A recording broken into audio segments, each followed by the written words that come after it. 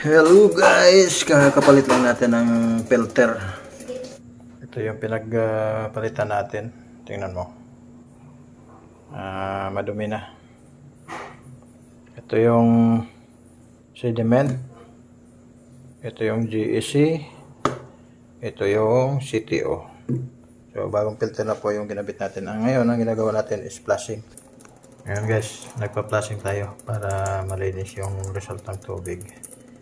Mga 15 minutes pa lang ang napa-flushing natin. So ngayon i-monitor natin kung anong pinagkaiba sa inlet at saka outlet. Okay guys, ang gagawin natin, i-test natin yung tubig, yung sa inlet at saka outlet.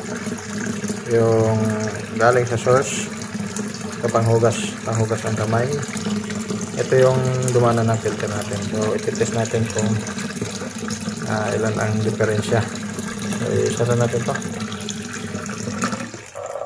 So, papakita ko sa inyo kung ilan ang diferensya. So, mayroon tayong nakukuhang 60, 63, 65. So, ngayon, tingnan natin ang resulta sa finish product na dumana sa filter.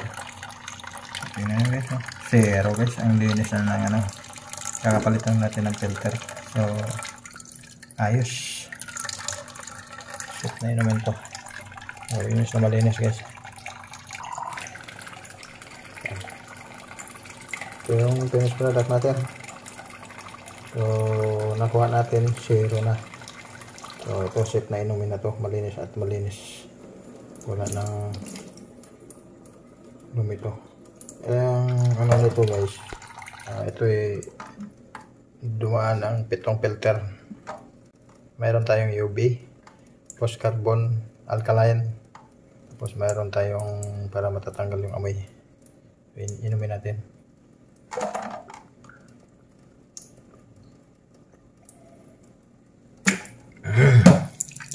Ang sarap, parang mineral water.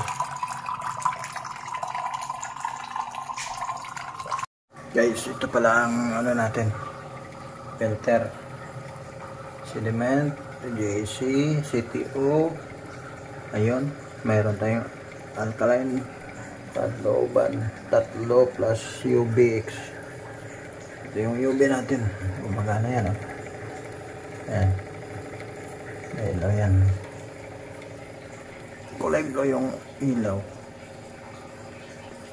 Ito naman yung ladder natin.